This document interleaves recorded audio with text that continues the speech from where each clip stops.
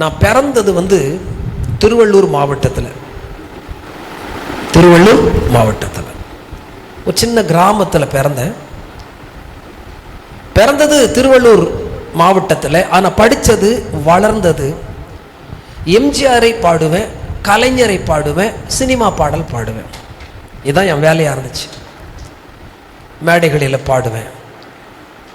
14 வயசில் பாட ஆரம்பித்தேன். பிறகு 56 வயசு. பார்க்காத மியூசிஷியன் கிடையாது. எல்லா மேடையும் எல்லா மியூசிஷியனும் பார்த்துருக்கேன். இப்போ இந்த தம்பி வாசிக்கிறாருன்னா அவர் வாசிக்கும் போதே அப்படி எப்படி வாசிக்கிறார், கீபோர்ட் பிளேயர் வாசிக்கும் போது எப்படி வாசிக்கிறார்ன்றது அப்படி கை வைக்கும் போதே கெஸ் பண்ணுற முடியும். எதுக்கு இதை சொல்ல, கிட்டத்தட்ட 35 வருஷமாக பாடுறேன்னு வச்சுங்களேன். அப்படி கணக்கு வச்சுக்கோ. ஒரு காலத்தில் என்னுடைய உள்ளத்தில் ஒரு எண்ணம், நல்ல சினிமா பாட்டு ப்ராக்டிஸ் பண்ணி சினிமா பாடகராக மாறணும்னு. ஆனால் நான் நினைத்தது வேறு, நடந்தது வேறு. நான் சினிமா பாட்டை பாடி இளையராஜா இசையில் பாடணும்னு நினச்சேன். இப்போ இயேசு ராஜா இசையில் பாடிட்டு இருக்கேன். அல்லேலூயா. நான் பிறந்தது திருவள்ளூர் மாவட்டம்னாலும் நான் படித்தது வளர்ந்தது எம்ஜிஆரையும் கலைஞரையும் சினிமா பாடலையும் பாடினது சி மைனர். தம்பி 6/8. தலைநகர் சென்னையில நான் தாறுமாறா வாழ்ந்து வந்தேன். சென்னை நகர் வீதி எல்லாம் சினிமா பாடல்களை பாடி வந்தேன். தலைநகர் சென்னையில நான் தாறுமாறா வாழ்ந்து வந்தேன். சென்னை நகர் வீதி எல்லாம் சினிமா பாடல்களை பாடி வந்தேன். எங்க தெரியுமா? வண்ணார்பேட்டை, கொருக்குப்பேட்டை, ராயப்பேட்டை, தண்டையார்பேட்டை. அக்கா, வண்ணார்பேட்டை, கொருக்குப்பேட்டை, ராயப்பேட்டை, தண்டையார்பேட்டை எல்லாத்தையும் சுத்தி வந்தேன். எம்ஜிஆர் கலைஞரை பாடி வந்தேன். சினிமா பாடல்களை பாடி வந்தேன். தலைநகர், நம்ம தலைநகர், அந்த தலைநகர் சென்னையில நான் தாறுமாறா வாழ்ந்து வந்தேன். சென்னை நகர் வீதி எல்லாம் சினிமா பாடல்களை பாடி வந்தேன்.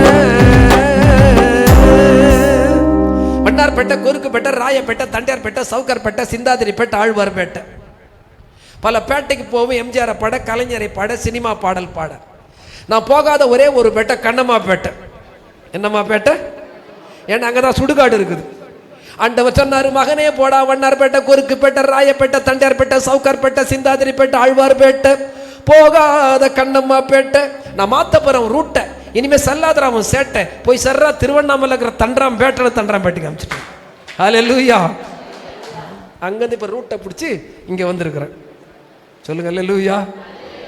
நான் பிறந்தது கிராமம், ஆனால் படித்தது வளர்ந்தது எல்லாம் சென்னையில். இப்போ நின்னாரே பெரம்பூர் தொகுதி, அதுதான் எங்கள் தொகுதி. விஜய் ஜோசப் ஜெயிச்ச தொகுதி. நான் பெரம்பூர் தொகுதியை சேர்ந்தவன், வட சென்னையை சேர்ந்த சென்ட்ரல் பக்கத்தில் எங்கள் வீடு. ஆனால் ஊழியம் என்று வரும்பொழுது கர்த்தர் எல்லாம் பாருங்க என்னை பார்த்து கேட்குறாங்க, என்னங்க சென்னையிலேருந்து வந்தீங்களா? எல்லாமே இங்கேருந்து சென்னைக்கு போகிறாங்க, ஆனால் நீங்கள் எங்கேருந்து வந்தீங்க? என்ன பண்ணுறது, என் தலை எழுத்து. கர்த்தர் என்ன பண்ணிட்டாரு? நான் கர்த்தரை பார்த்து கேட்டேன், ஆண்டவரே சென்னையில் இல்லாத ஊழியமா என்னையா திருவண்ணாமலை கொண்டு வந்தீங்க? கர்த்தர் சொன்னார், ஆமா மகனே, சென்னையில் இல்லாத ஊழியம் இல்லை. இயேசு நடக்கிறார், நிற்கிறார், ஓடுகிறார், உட்கார்ந்து இருக்கிறார், அத்தனை ஊழியம் சென்னையில் இருக்குது. அதனால இப்ப நீ முடிவு பண்ணிக்கோ, சென்னையில் இல்லாத ஊழியமானு கேட்டல? ஆமா, சென்னையில் இல்லாத ஊழியம் இல்லை, ஆனால் திருவண்ணாமலையில். இப்ப நீ எங்க போனன்னு முடிவு பண்ண சொன்னார்.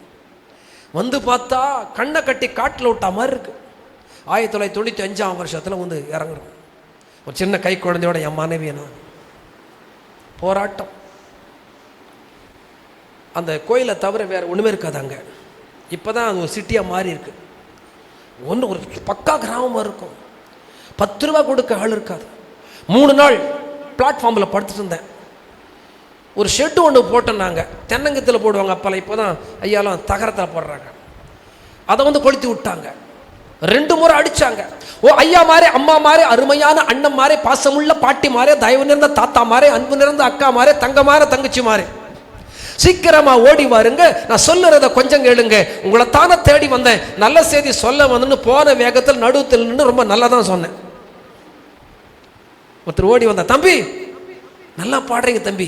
யாரை பத்தி பாடுறீங்க தம்பின்னாரு. இயேசு பத்தி பாடுறியான்னு சொன்ன. ஓங்கி விட்டாரு ஒரு அறை, இந்த பக்கம் ஒரு அறை, இந்த பக்கம் ஒரு அறை, இந்த பக்கம் ஒரு அறை, ஒரு உதை, 4 அறை, ஒரு உதை. அந்த 4 அறையும் ஒரு உதையும் தான் இப்ப என்ன இன்னைக்கு வச்சிருக்கு. அல்லேலூயா.